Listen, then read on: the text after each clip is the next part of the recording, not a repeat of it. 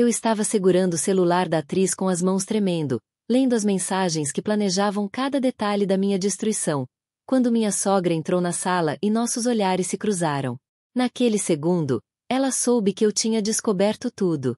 Deixa eu voltar um pouco para você entender como eu cheguei nesse momento de pânico absoluto.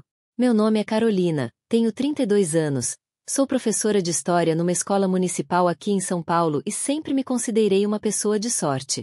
Casei com o Rafael há 5 anos, num casamento simples mas cheio de amor, daqueles que você sonha desde criança. Ele é engenheiro civil, trabalha numa empresa de construção e sempre foi um homem dedicado, carinhoso, presente. Ou pelo menos era tudo isso que eu acreditava até 3 meses atrás. A dona Marlene, minha sogra, nunca foi exatamente calorosa comigo. Desde o começo do meu relacionamento com o Rafael, eu sentia aquele clima estranho, sabe? Ela sempre arrumava um jeito de me criticar nas reuniões de família. Minha roupa estava muito ousada, meu cabelo estava desarrumado, eu não sabia cozinhar direito, não limpava a casa como deveria. Era uma coisa atrás da outra. O Rafael sempre pedia para eu ter paciência, dizia que a mãe dele era daquele jeito mesmo, meio controladora, mas que no fundo ela gostava de mim. Eu tentava acreditar, juro que tentava. Tudo começou a desandar numa quarta-feira comum de abril. Eu tinha saído mais cedo da escola porque estava com uma dor de cabeça terrível, daquelas enxaquecas que te deixam quase cega. Cheguei em casa por volta das 2 da tarde, tomei um remédio e fui deitar. O Rafael tinha me ligado mais cedo dizendo que ia almoçar com os clientes e voltaria só no fim da tarde. Eu dormi por umas 2 horas, e quando acordei, ouvi vozes vindas da sala. Achei estranho porque não tinha escutado ninguém chegar. Desci as escadas devagar, ainda meio grogue por causa do remédio, e foi aí que eu vi. Uma mulher estava sentada no meu sofá, bebendo café na minha xícara preferida, rindo alto e conversando com a dona Marlene. Mas não era qualquer mulher. Era uma mulher idêntica a mim. Eu pisquei várias vezes, achando que estava tendo algum tipo de alucinação por causa da enxaqueca. Mas não, ela estava ali, com o mesmo corte de cabelo que eu tinha feito semana passada, usando uma roupa parecida com as que eu costumo usar, até a maquiagem estava igual. Fiquei paralisada no meio da escada, meu coração batendo tão forte que eu achei que ia sair pela boca. A dona Marlene foi a primeira a me ver. O rosto dela ficou completamente branco, tipo papel, e ela deixou a xícara cair no chão. O barulho da porcelana quebrando fez a outra mulher se virar para mim. Ela também ficou pálida, mas não era só isso. Tinha culpa estampada naquela cara que era absurdamente parecida com a minha. Eu desci o resto da escada sem tirar os olhos delas. Minha voz saiu num fio quando eu perguntei o que diabos estava acontecendo ali. A dona Marlene se levantou rapidinho, nervosa, tentando falar alguma coisa, mas as palavras não saíam direito. Ela gaguejava, suava, olhava de mim para outra mulher como se estivesse calculando o que dizer. A sósia ficou quieta, de cabeça baixa, parecendo que queria que o chão se abrisse e a engolisse. Foi quando eu percebi que tinha mais coisa ali. Em cima da mesinha de centro, ao lado do sofá, tinha uma pasta aberta cheia de fotos. Fotos minhas. Fotos do meu Instagram. Fotos de família, fotos do meu casamento. Tinha também papéis com anotações, tipo um roteiro detalhado dos meus hábitos, dos lugares que eu frequento, das minhas amigas, até das expressões que eu costumo usar quando falo. Era um dossiê completo sobre mim. Minha cabeça começou a girar. Peguei a pasta com as mãos tremendo e fui folheando aquilo tudo enquanto as duas ficavam ali paradas, mudas. Tinha anotações sobre horários, sobre a minha rotina na escola, sobre quando eu saía para caminhar no parque, sobre os dias que eu ia no mercado. Tinha prints de conversas minhas com amigas, como se alguém tivesse hackeado meu celular ou minhas redes sociais. E tinha algo pior. Tinha um cronograma, um planejamento detalhado de como essa mulher ia começar a aparecer nos lugares que eu frequento, como ela ia se aproximar do Rafael aos poucos, como ela ia criar situações que me fizessem parecer louca ou instável. Olhei para Dona Marlene e perguntei, tentando manter a voz firme mesmo com todo o meu corpo tremendo, você pagou alguém para se passar por mim? A resposta dela foi o silêncio mais ensurdecedor que já ouvi na vida. Ela não negou. Só ficou ali, com aquela cara de quem foi pega com a mão na massa, sem saber o que fazer. A outra mulher, a atriz ou sei lá o que ela era, finalmente falou. A voz dela era assustadoramente parecida com a minha também. Ela disse que precisava do dinheiro, que estava passando por dificuldades, que a dona Marlene tinha prometido pagar muito bem só para ela fazer umas aparições, causar umas confusões pequenas, nada demais. Nada demais. Eu repeti, quase gritando. Você ia destruir meu casamento e acha que não é nada demais? Foi aí que a dona Marlene finalmente encontrou a voz. Ela começou a falar, rápido, atropelando as palavras, dizendo que era tudo pelo bem do Rafael, que eu não era mulher suficiente pro filho dela, que ele merecia alguém melhor, alguém da mesma classe social deles, alguém que realmente entendesse o mundo em que ele vivia. Disse que eu era só uma professora de escola pública, que não tinha o refinamento necessário para estar ao lado de um engenheiro bem-sucedido, que o plano era fazer o Rafael acreditar que eu estava traindo ele, que eu estava tendo surtos, que eu não era confiável, até que ele mesmo pedisse o divórcio. Cada palavra que saía da boca dela era como uma facada. Não era só sobre destruir meu casamento. Era sobre me destruir como pessoa, sobre acabar com minha reputação, sobre me fazer parecer louca pros outros e pra mim mesma. E o pior, ela era mãe do homem que eu amava, a avó dos filhos que eu sonhava ter um dia. Peguei meu celular do bolso com as mãos tremendo tanto que quase deixei cair. Falei que ia ligar pro Rafael naquele exato momento, que ia contar tudo, que ia expor essa loucura toda. Mas a dona Marlene deu um passo na minha direção e disse, com uma frieza que me arrepiou todinha, você acha que ele vai acreditar em você? Acha mesmo que meu filho vai escolher uma professorzinha qualquer em vez da própria mãe? Eu já plantei sementes de dúvida na cabeça dele há meses. Carolina, ele já acha que você anda estranha, distraída, mentirosa até. Aquilo me atingiu como um soco no estômago. Era verdade. Nas últimas semanas, o Rafael tinha começado a me questionar sobre coisas pequenas, bobas. Dizia que eu tinha falado que ia num lugar, mas ele tinha certeza que eu tinha dito outro. Questionava se eu tinha encontrado fulana ou cicrana quando eu dizia que tinha passado a tarde em casa. Achava que eu estava escondendo alguma coisa quando eu mexia no celular. Eu tinha achado que era estresse do trabalho dele, que ele estava cansado, paranoico. Mas não. Era Dona Marlene colocando veneno na cabeça dele aos poucos, preparando o terreno pro plano dela funcionar. Guardei o celular e olhei para aquela pasta de novo. Respirei fundo, tentando pensar com clareza apesar do desespero. Disse para elas que não ia contar nada pro Rafael ainda. As duas me olharam surpresas. Eu expliquei, se eu contasse agora, seria minha palavra contra dela. E aparentemente ele já estava condicionado a duvidar de mim. Eu precisava de provas concretas. Precisava de algo que não deixasse margem para dúvida. A atriz, que disse se chamar Patrícia, pareceu aliviada. Achou que eu ia deixar tudo para lá.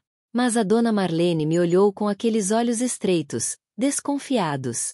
Ela sabia que eu estava planejando alguma coisa. Eu disse que elas tinham 24 horas para sumir da minha vida. Para Patrícia devolver todo o dinheiro que tinha recebido e para dona Marlene prometer que nunca mais ia tentar nada contra mim. Senão, eu ia expor tudo isso de um jeito que ia arruinar a reputação da família inteira.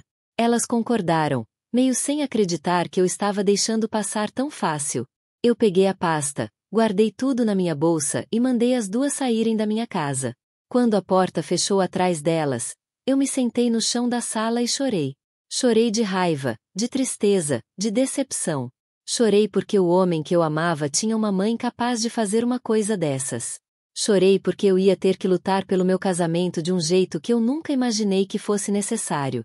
Mas depois que as lágrimas secaram, eu fiquei ali sentada pensando. E foi aí que veio a ideia. Se a dona Marlene queria jogar sujo, eu ia jogar mais sujo ainda. Se ela achava que eu era só uma professorzinha ingênua, ela ia descobrir que estava muito enganada. Nos dias seguintes, agi como se nada tivesse acontecido. Fui trabalhar normalmente, voltei para casa, jantei com Rafael, assisti televisão com ele no sofá. Mas por dentro, eu estava montando um plano. Comecei a pesquisar sobre a Patrícia nas redes sociais. Descobri que ela era realmente uma atriz, mas desempregada há meses, passando dificuldade financeira. Tinha posts antigos falando sobre contas atrasadas, sobre estar procurando qualquer trabalho.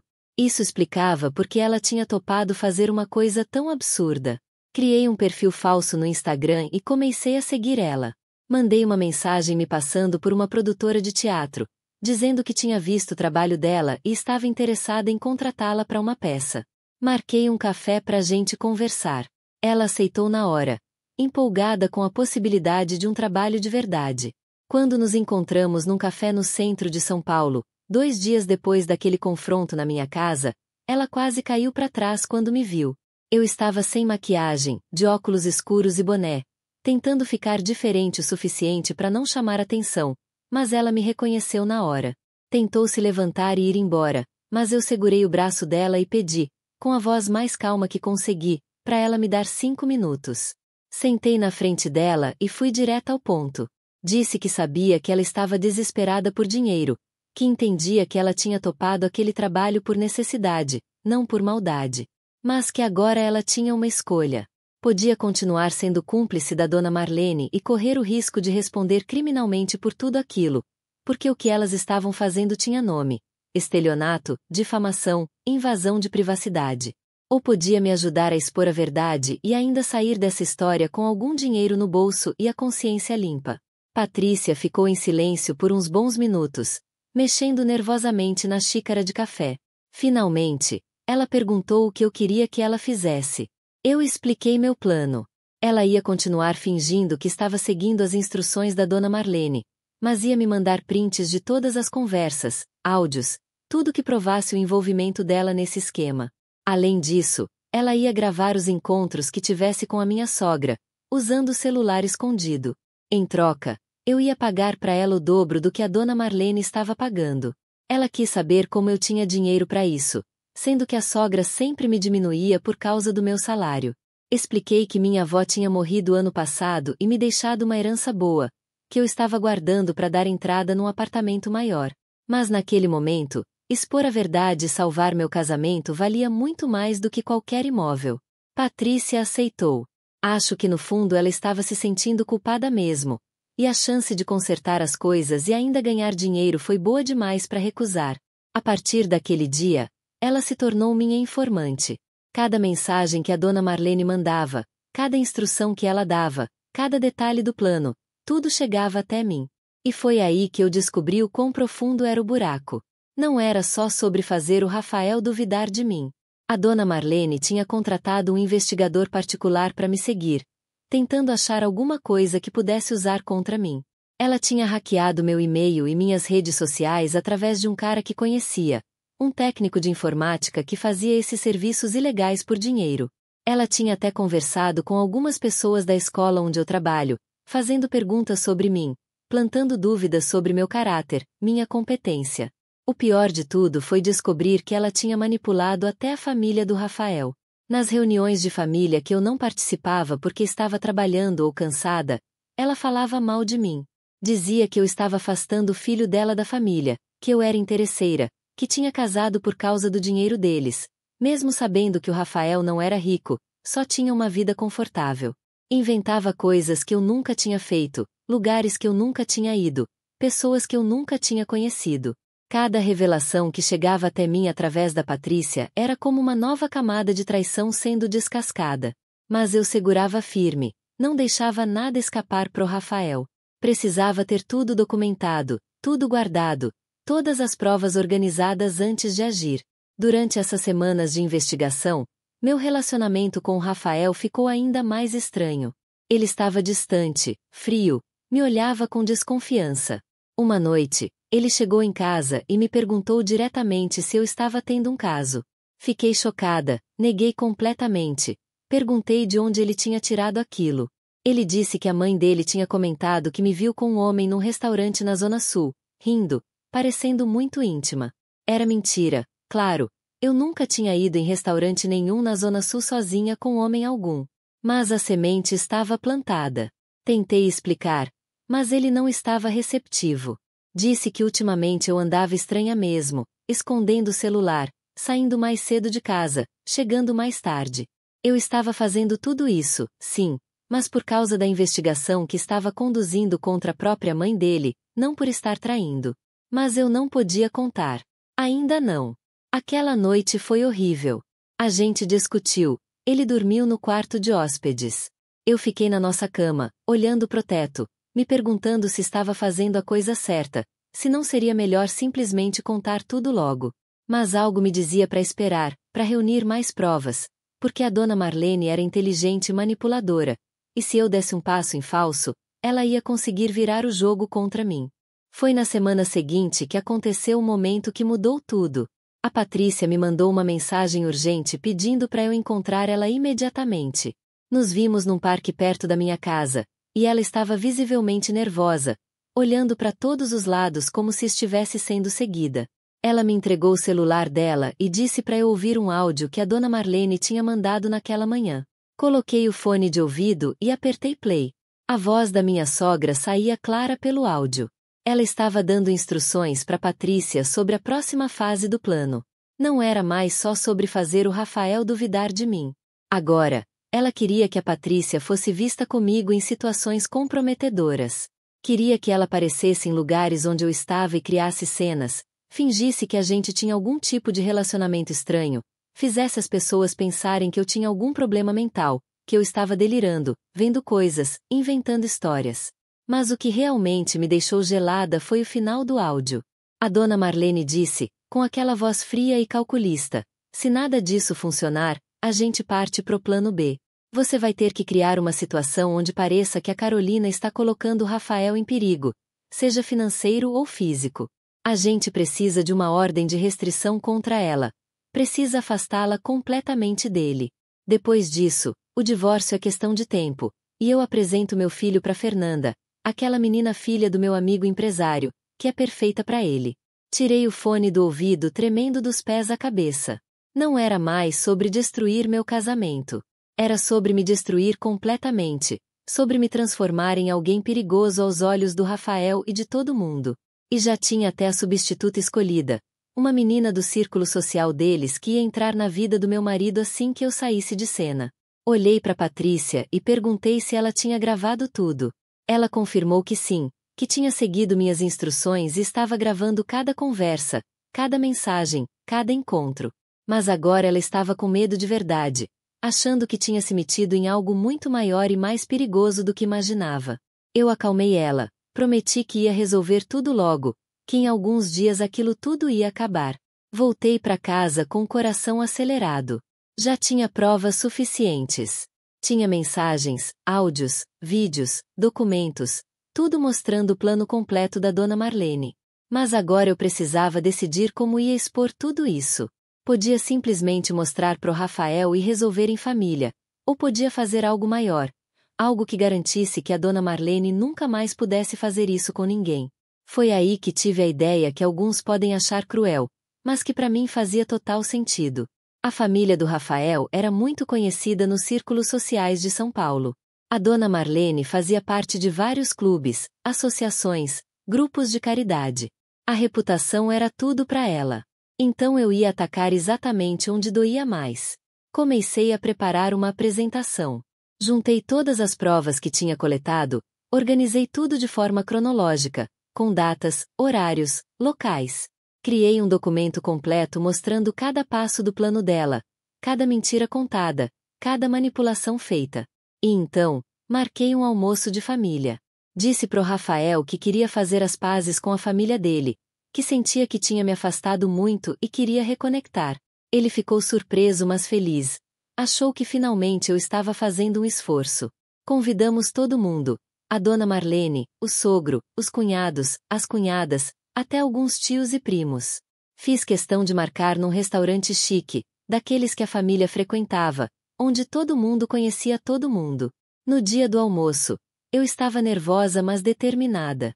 Cheguei arrumada, maquiada, sorrindo, cumprimentando todo mundo com educação. A dona Marlene me olhava com aquela cara de desconfiança, mas tentava disfarçar na frente dos outros. O almoço começou tranquilo, todo mundo conversando, comendo, bebendo vinho. Eu esperei até a sobremesa chegar. Foi quando me levantei, pedi a atenção de todos e disse que queria fazer um anúncio. O Rafael me olhou confuso mas sorrindo, achando que eu ia falar sobre uma gravidez ou algo assim. Peguei meu tablet da bolsa, Conectei no sistema de som do restaurante que o gerente gentilmente tinha me deixado usar quando expliquei que ia fazer uma surpresa para a família, e comecei. Primeiro, agradeci a todos por estarem ali. Disse que nos últimos meses tinha passado por uma situação muito difícil, que tinha descoberto algo chocante sobre alguém na família. O clima mudou na hora. As pessoas pararam de comer e me olharam com atenção. O Rafael perguntou o que eu estava fazendo, mas eu pedi para ele esperar, que logo ele ia entender. Então comecei a apresentação. Coloquei na tela a primeira foto da Patrícia. Expliquei quem ela era, como ela era assustadoramente parecida comigo.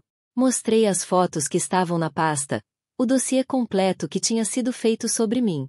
Vi o rosto do Rafael ficando vermelho, confuso, tentando entender. Vi a dona Marlene ficando branca, se levantando da cadeira, tentando interromper. Mas eu não deixei. Continuei. Mostrei as conversas, li trechos das mensagens onde ela instruía a Patrícia sobre como agir, sobre como me fazer parecer louca, sobre como destruir meu casamento. Coloquei os áudios para tocar. A voz da dona Marlene ecoou pelo restaurante, clara, inconfundível, falando sobre os planos, sobre me afastar do Rafael, sobre a tal Fernanda que ia substituir. O silêncio na mesa era ensurdecedor. Todo mundo olhava para dona Marlene em choque. O sogro tinha a boca aberta, sem acreditar. Os cunhados e cunhadas olhavam horrorizados. O Rafael tinha lágrimas nos olhos, dividido entre a raiva e a tristeza. Ele olhava para a mãe dele como se estivesse vendo uma estranha. A dona Marlene tentou se defender. Gritou que era tudo mentira, que eu tinha armado tudo aquilo, que tinha manipulado as provas. Mas aí eu mostrei o último trunfo. Coloquei um vídeo que a Patrícia tinha gravado escondido num dos encontros com ela. Era impossível negar. Estava tudo ali, em vídeo e áudio perfeitos, ela dando instruções, pagando dinheiro, falando sobre como eu era inadequada pro filho dela. O Rafael se levantou da mesa e saiu do restaurante sem dizer uma palavra. Eu fui atrás dele. Quando o alcancei do lado de fora, ele estava apoiado no carro, chorando. Me pediu desculpas 1 milhão de vezes. Disse que nunca imaginou que a mãe dele fosse capaz de algo assim, que se sentia um idiota por ter duvidado de mim, por ter acreditado nas mentiras dela. Eu abracei ele e deixei ele chorar no meu ombro. Não era hora de cobranças ou recriminações. A gente tinha que lidar com aquilo juntos. Voltamos pro restaurante porque ainda tinha coisas a resolver. A família toda ainda estava lá, em choque, discutindo, alguns chorando, outros gritando. A dona Marlene estava sentada, calada agora, com a cabeça baixa. O sogro, que sempre foi um homem quieto e pacífico, foi quem tomou a palavra. Ele olhou para a esposa e disse que estava enojado, que nunca tinha se sentido tão envergonhado na vida. Disse que ela tinha que sair da casa deles, que ele precisava de um tempo para pensar se conseguia continuar casado com alguém capaz de fazer uma coisa dessas. Os cunhados e cunhadas concordaram. Disseram que ela tinha ultrapassado todos os limites. Eu poderia ter ficado ali regozijando na desgraça dela, mas não era o que eu queria. Olhei para dona Marlene e disse que ela tinha uma escolha. Podia assumir o que fez, pedir desculpas de verdade e buscar ajuda profissional, porque claramente ela tinha problemas sérios de controle e manipulação.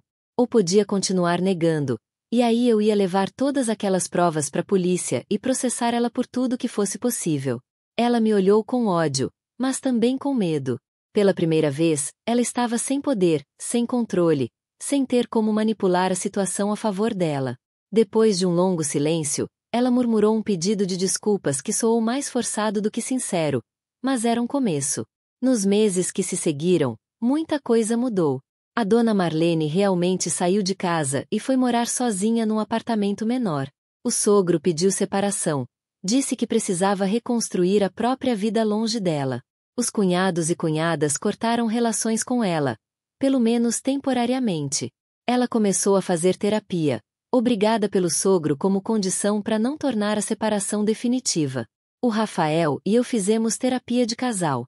Foi difícil reconstruir a confiança. Ele se culpava por ter duvidado de mim, por não ter percebido o que a mãe estava fazendo. Eu também tinha minhas feridas. Tinha passado semanas fingindo que estava tudo bem enquanto meu casamento desmoronava por causa das mentiras dela. Mas a gente se amava, E amor de verdade resiste a tempestades quando os dois estão dispostos a lutar. A Patrícia recebeu o dinheiro que prometi e usou para pagar as dívidas e fazer um curso de teatro melhor. Ela me agradeceu várias vezes. Disse que apesar de ter sido uma situação horrível, foi libertador para ela também poder fazer a coisa certa no final. A gente não mantém contato, mas sei que ela conseguiu alguns trabalhos depois e está melhor de vida. Hoje, quase um ano depois de tudo isso, meu casamento está mais forte do que nunca. O Rafael aprendeu a criar limites com a família, especialmente com a mãe. A dona Marlene ainda faz terapia e, segundo o terapeuta, tem feito progresso, reconhecendo os comportamentos tóxicos e manipuladores. Ela me pediu desculpas de verdade algumas vezes, e embora seja difícil perdoar completamente, eu estou tentando pelo bem do Rafael. A família toda aprendeu uma lição sobre confiar em aparências, sobre como é fácil ser manipulado quando você quer acreditar em alguém. E eu aprendi que às vezes você precisa lutar de formas que nunca imaginou para proteger o que é seu, para defender sua verdade contra as mentiras dos outros. Tem gente que me critica, diz que eu fui longe demais ao expor a dona Marlene daquele jeito em público, na frente de toda a família num restaurante cheio de gente conhecida. Dizem que eu poderia ter resolvido tudo em particular, poupado ela da humilhação pública. Mas eu sempre respondo a mesma coisa. Ela não teve problema em tentar me humilhar, em destruir minha reputação, em me fazer parecer louca para todo mundo. Por que eu deveria ter poupado ela? A verdade é que se eu tivesse confrontado ela em particular, só com Rafael presente, ela teria encontrado um jeito de se fazer de vítima, de virar o jogo, de convencer o filho que eu estava exagerando ou inventando coisas. Ela era boa demais nisso. Expor ela publicamente, na frente de toda a família, com provas irrefutáveis, foi a única maneira de garantir que ela não pudesse manipular a narrativa. E funcionou. Não só acabou com os planos dela contra mim, mas também abriu os olhos de toda a família para quem ela realmente era. Depois daquele dia, outras histórias vieram à tona. Cunhadas contaram sobre como ela tinha feito coisas parecidas no passado, menos elaboradas mas igualmente manipuladoras. O sogro admitiu que tinha ignorado sinais de comportamento controlador dela por anos, sempre relevando porque não queria conflito. Aquele almoço foi a explosão que precisava acontecer para que a verdade finalmente viesse à tona. Foi doloroso, foi traumático, mas foi necessário. E eu não me arrependo de nada. Hoje, quando olho para trás, ainda me pego pensando em como as coisas poderiam ter sido diferentes se eu tivesse reagido de outra forma naquele dia que cheguei em casa e encontrei a Patrícia lá. E se eu tivesse surtado na hora, gritado, ligado pro Rafael imediatamente? Provavelmente a dona Marlene teria conseguido me fazer parecer histérica, instável, exatamente o que ela queria. E se eu tivesse simplesmente aceito, deixado pra lá, tentado ignorar? Meu casamento teria acabado, minha reputação teria sido destruída, e eu teria passado o resto da vida me perguntando por que não lutei. A decisão de agir com estratégia em vez de emoção foi o que me salvou. E isso me fez perceber uma coisa importante sobre relacionamentos, especialmente casamentos. Não basta amar. Você precisa estar disposto a lutar pelo que é seu, a defender sua verdade, a não deixar que outros escrevam sua história por você. O Rafael me disse uma vez, durante uma das sessões de terapia, que admirava minha força. Disse que qualquer outra pessoa teria desmoronado, teria surtado, teria tomado decisões impulsivas. Mas eu mantive a calma, planejei, executei tudo com precisão. Não foi fácil. Teve noites que eu chorei até dormir. Teve dias que eu mal conseguia me concentrar no trabalho pensando em tudo o que estava acontecendo. Mas eu sabia que se quisesse vencer, precisava ser mais inteligente que minha adversária. E a dona Marlene era uma adversária formidável. Ela tinha dinheiro, influência, anos de experiência manipulando situações e pessoas. Mas ela subestimou uma coisa: minha determinação. Ela achou que por eu ser mais nova, mais pobre, sem o status social dela, seria fácil me esmagar. Ela não contava que eu fosse lutar de volta, e muito menos que eu fosse lutar melhor que ela. Uma coisa engraçada que aconteceu depois de tudo isso foi que algumas amigas da família, mulheres que sempre foram meio frias comigo nas reuniões, começaram a me procurar.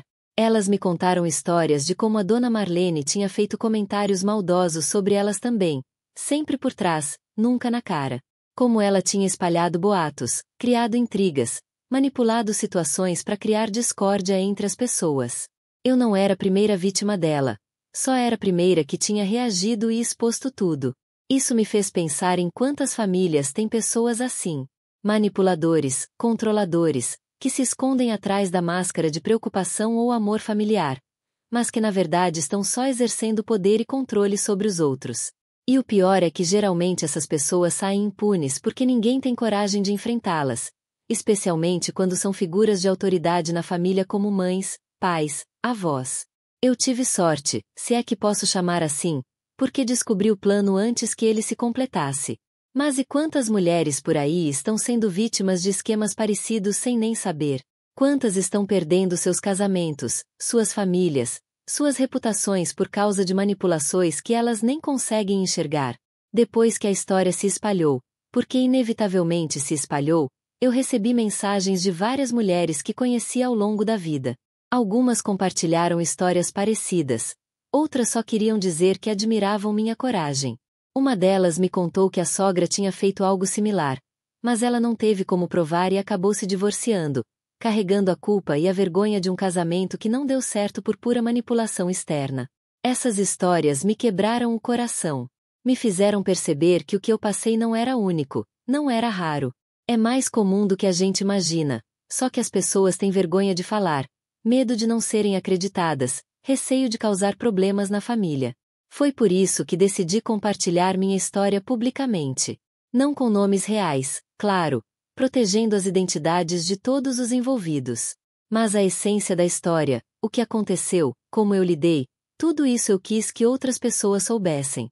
Porque se uma mulher lendo isso, passando por algo parecido, encontrar força para reagir, para investigar, para não aceitar ser manipulada, então tudo que eu passei terá valido a pena.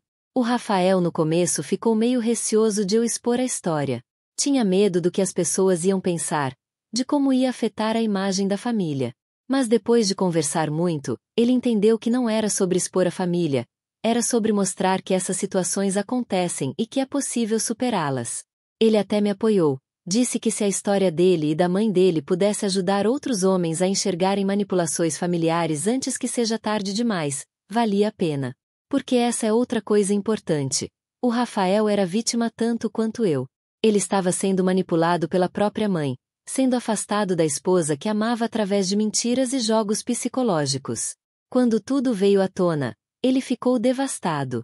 Disse que sentia que não conhecia a própria mãe, que não sabia em quem podia confiar. Levou meses de terapia para ele processar tudo isso, para aprender a separar o amor que sentia pela mãe da repulsa pelo que ela tinha feito. E a relação deles hoje é complicada. Eles se falam, mas não é mais como antes.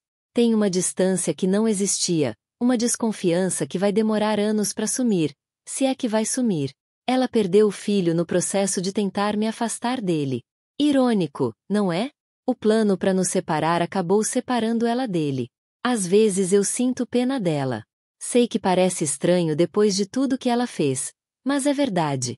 Pena porque ela estava tão consumida pela necessidade de controlar a vida do filho, tão convencida de que sabia o que era melhor para ele, que acabou destruindo o relacionamento dos dois. Pena porque agora ela está sozinha, afastada da família, tendo que lidar com as consequências das próprias escolhas. Mas essa pena não significa que eu a perdoei completamente ou que confio nela. Significa apenas que entendo que ela é uma pessoa doente, com problemas sérios de controle e manipulação, e que precisa de ajuda. O terapeuta dela disse que ela tem traços de transtorno de personalidade narcisista, o que explica muito do comportamento dela. Não justifica, mas explica. A terapia tem ajudado ela a reconhecer os padrões tóxicos, a entender de onde vem essa necessidade de controlar tudo e todos. Ela teve uma infância difícil, criada por uma mãe igualmente controladora, e acabou repetindo os mesmos padrões sem perceber. É um ciclo vicioso que se perpetua de geração em geração até que alguém tem coragem de quebrá-lo. Eu e o Rafael decidimos que quando tivermos filhos, vamos quebrar esse ciclo. Vamos criar nossos filhos com respeito, com limites saudáveis, sem manipulação, sem controle excessivo. Vamos deixar eles serem quem são, escolherem seus próprios caminhos, cometerem seus próprios erros. É o mínimo que podemos fazer para garantir que essa história não se repita. Falando em filhos, É engraçado como essa situação toda acabou atrasando nossos planos de ter uma família. A gente queria começar a tentar engravidar esse ano, mas depois de tudo que aconteceu, decidimos esperar mais um pouco. Queremos ter certeza de que nosso casamento está sólido, de que processamos tudo isso direito, de que estamos prontos para trazer uma criança pro mundo sem carregar toda essa bagagem. E estamos chegando lá. Cada dia que passa, sinto que a gente fica mais forte, mais unido. O que não nos matou realmente nos fortaleceu, por mais clichê que isso possa soar. A gente passou por um teste que muitos casamentos não sobreviveriam, e a gente sobreviveu. Isso diz muito sobre nós, sobre o amor que a gente tem um pelo outro. Mas nem tudo são flores. Tem cicatrizes que vão ficar para sempre. Tem momentos que eu olho pro Rafael e lembro de quando ele duvidou de mim, de quando ele me olhava com desconfiança, de quando ele dormiu no quarto de hóspedes porque achava que eu estava traindo ele. Esses momentos doem, mesmo sabendo que ele estava sendo manipulado, que não era culpa dele. E ele carrega suas próprias cicatrizes. A culpa de não ter percebido o que a mãe estava fazendo, de não ter me defendido quando ela começou a plantar dúvidas sobre mim. A vergonha de ter uma mãe capaz de fazer uma coisa dessas. O medo de que possa haver outros segredos da família que ele não conhece, outras manipulações que passaram despercebidas ao longo dos anos.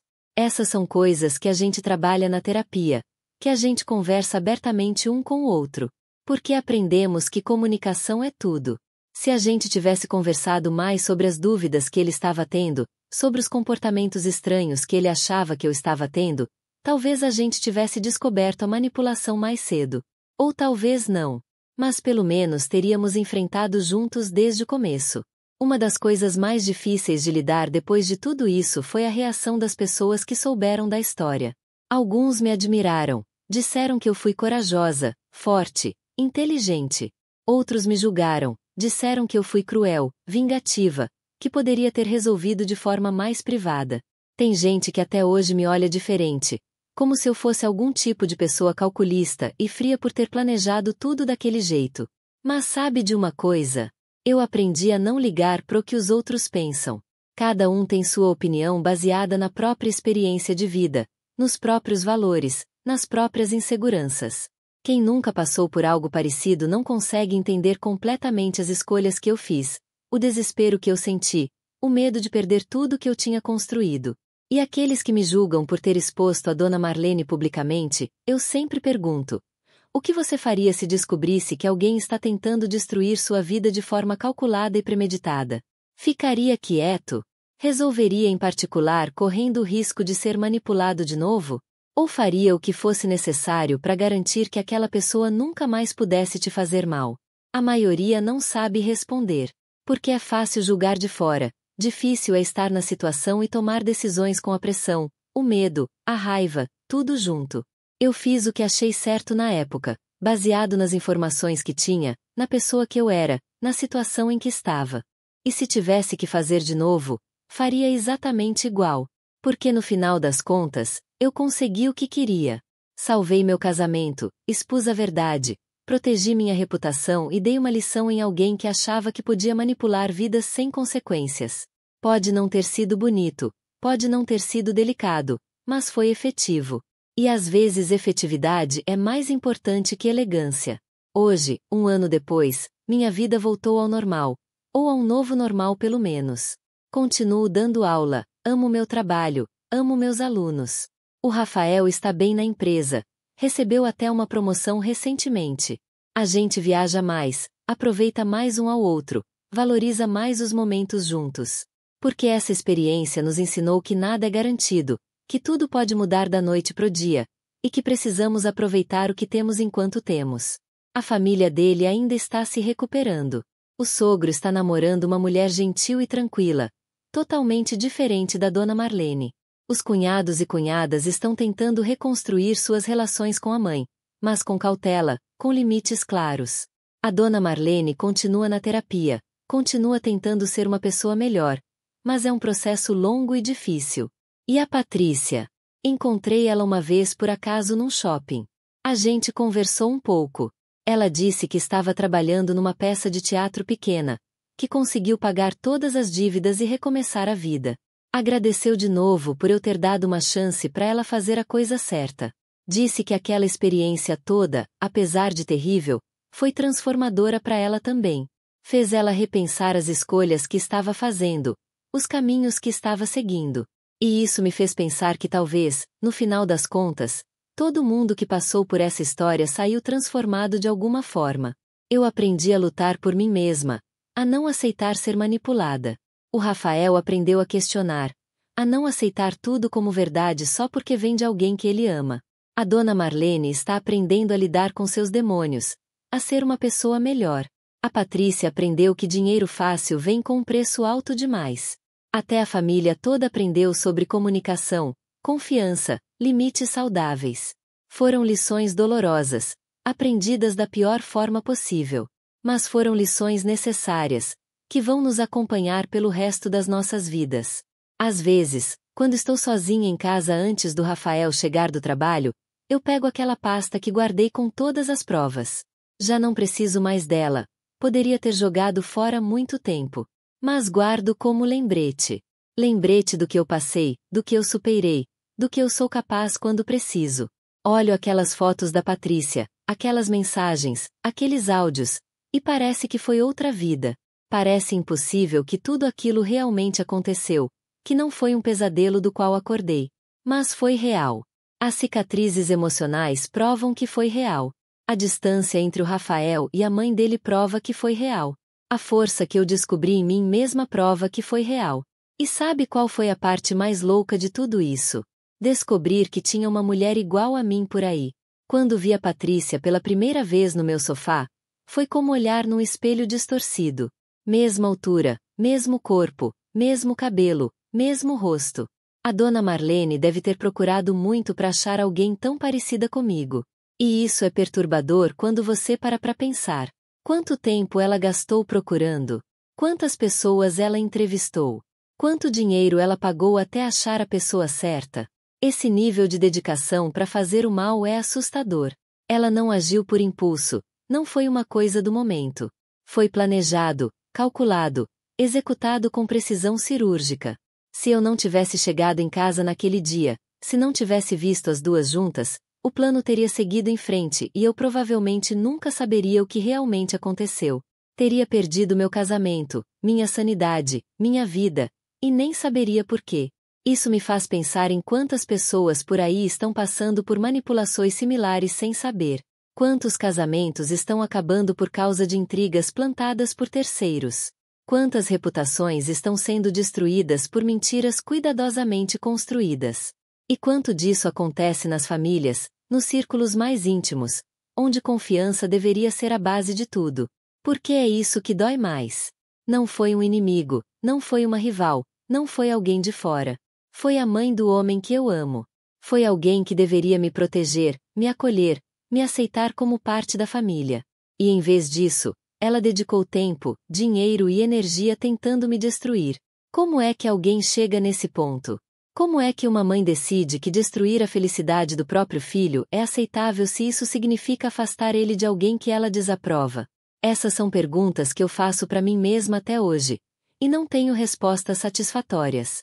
O terapeuta dela tenta explicar, fala sobre transtornos de personalidade, sobre traumas de infância, sobre padrões aprendidos.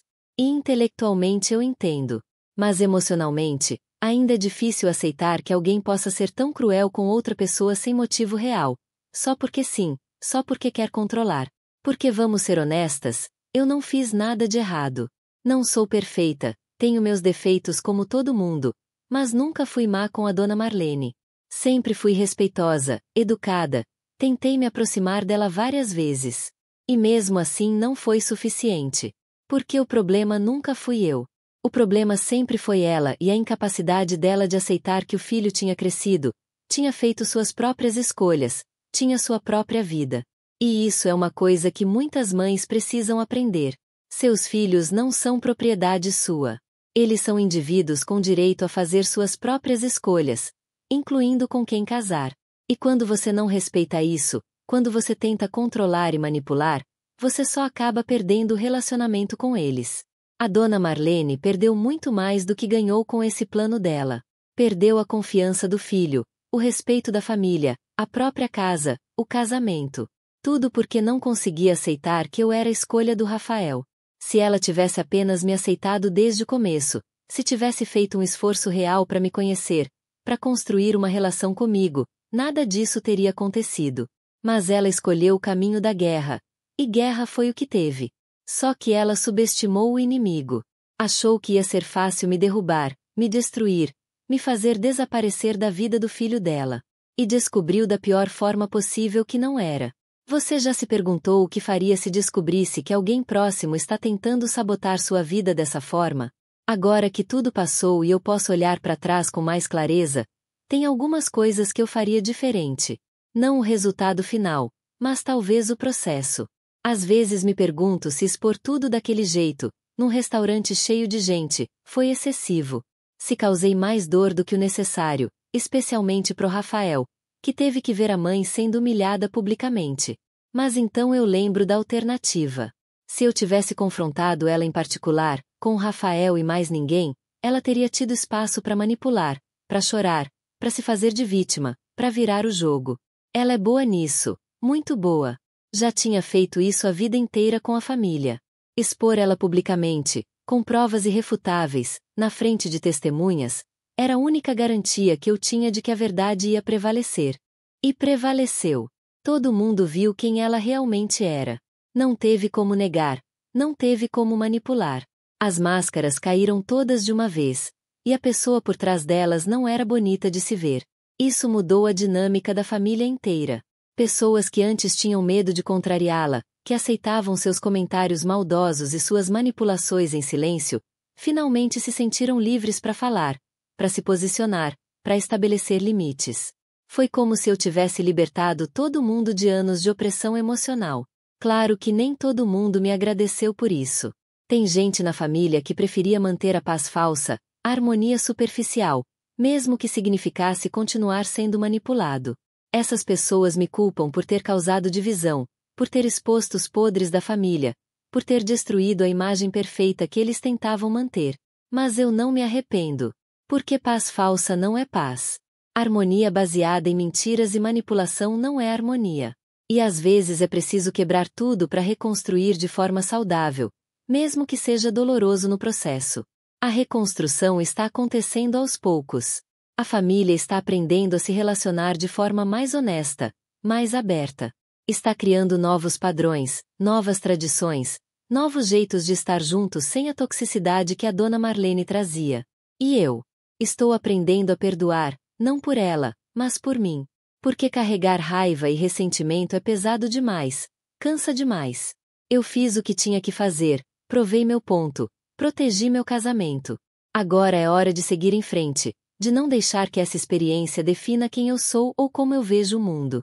Continuo sendo a mesma Carolina que era antes de tudo isso. Ainda amo dar aula, ainda sonho em ter filhos um dia, ainda acredito no amor e na bondade das pessoas. Mas agora sou uma Carolina mais forte, mais esperta, mais consciente dos jogos que as pessoas podem jogar, e mais preparada para me defender quando necessário. O Rafael diz que me admira por isso. Diz que muitas pessoas teriam se tornado amargas, desconfiadas, fechadas depois de passar por algo assim. Mas eu escolhi não deixar a maldade de uma pessoa destruir minha capacidade de confiar, de amar, de ser feliz. Foi uma escolha consciente, e nem sempre é fácil manter essa escolha. Mas vale a pena. Porque no final das contas, a melhor vingança não é destruir quem tentou te destruir. É continuar vivendo bem, sendo feliz, mostrando que eles não conseguiram te quebrar. E é exatamente isso que eu estou fazendo. Meu casamento está melhor do que nunca. Minha carreira está indo bem. Minha saúde mental está boa, graças à terapia e ao apoio do Rafael. Minha vida está caminhando exatamente para onde eu quero que ela vá. E a dona Marlene, que tentou tirar tudo isso de mim, não conseguiu. Fracassou completamente. E sabe o que é interessante? Desde que tudo isso aconteceu, várias outras pessoas vieram me contar histórias parecidas. Sogras manipuladoras, famílias tóxicas, planos para destruir casamentos. É muito mais comum do que eu imaginava. E na maioria dos casos, as vítimas não souberam até ser tarde demais, até o casamento já ter acabado, até a vida já estar destruída. Eu tive sorte, se é que posso chamar assim, de descobrir a tempo. E de ter a coragem e a inteligência para agir. Nem todo mundo tem essas duas coisas. Muita gente descobre mas não sabe o que fazer, tem medo de agir, prefere fingir que não viu e torcer para que tudo se resolva sozinho. Mas essas coisas não se resolvem sozinhas. Manipuladores não param de manipular por vontade própria. Eles só param quando são expostos, quando as consequências das ações deles se tornam maiores do que os benefícios. Foi o que aconteceu com a dona Marlene. Ela só parou porque foi pega, exposta, forçada a encarar as consequências. E as consequências foram pesadas. Perdeu o casamento, perdeu a casa, perdeu o respeito da família, perdeu a relação próxima com o filho. Tudo porque não conseguia simplesmente aceitar a escolha dele e me respeitar como pessoa. Foi um preço alto para pagar. Mas foi o preço necessário para que ela entendesse a gravidade do que fez. E talvez, só talvez, para que ela mude de verdade. O terapeuta é otimista. Diz que ela está fazendo progresso. Eu quero acreditar nisso, pelo bem do Rafael principalmente. Ele ama a mãe apesar de tudo, e seria bom para ele poder reconstruir algum tipo de relacionamento com ela no futuro. Mas vai levar tempo. Muito tempo. E vai precisar de mudança real, não só palavras bonitas e desculpas vazias. Vai precisar de ações concretas mostrando que ela entendeu o que fez de errado e que não vai repetir. Até lá, eu mantenho minha distância. Sou educada quando encontro ela nas raras ocasiões em que isso acontece, mas não finjo intimidade que não existe. Não tenho raiva, não tenho ódio, mas também não tenho confiança. E confiança não se reconstrói da noite pro dia, especialmente depois de ser quebrada de forma tão brutal. O Rafael respeita isso. Não me força a estar perto dela mais do que o necessário, não me pede para fingir que está tudo bem. Ele entende que algumas feridas levam anos para cicatrizar, e que algumas cicatrizes ficam para sempre. E está tudo bem. A gente está bem. Nossa família, só eu e ele por enquanto, está saudável, forte, feliz. E quando decidirmos expandir essa família, quando tivermos nossos próprios filhos, vamos fazer diferente. Vamos criar eles com amor sem controle, com limites saudáveis, com respeito pela individualidade deles. Vamos quebrar o ciclo que a dona Marlene perpetuou. Esse é nosso compromisso um com o outro e com nossos futuros filhos. Nunca repetir os erros que quase destruíram a gente. Nunca ser o tipo de pais ou sogros que manipulam, que controlam, que destroem relacionamentos por não conseguirem aceitar as escolhas dos filhos.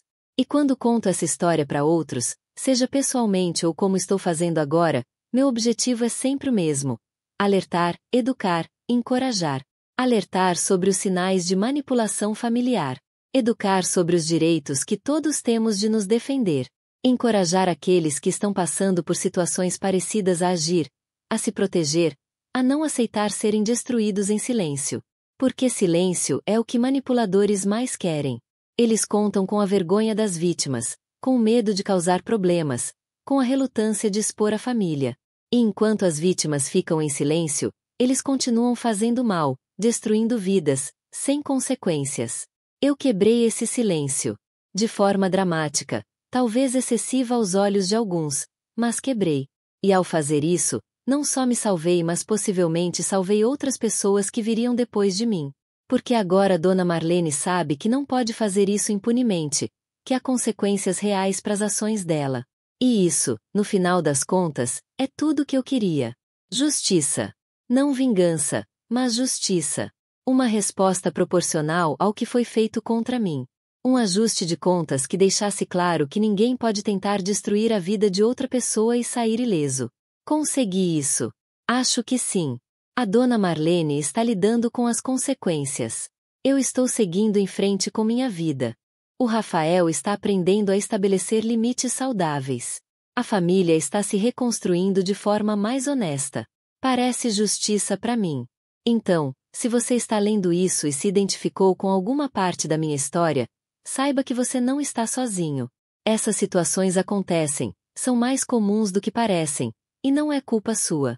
Mas também saiba que você não precisa aceitar, não precisa ficar em silêncio, não precisa deixar que destruam você. Você tem o direito de se defender, de expor a verdade, de lutar pelo que é seu. Pode ser assustador, pode ser difícil, pode ter consequências inesperadas. Mas vale a pena. Porque no final, você vai sair mais forte, mais consciente, mais preparado para lidar com o que vier pela frente.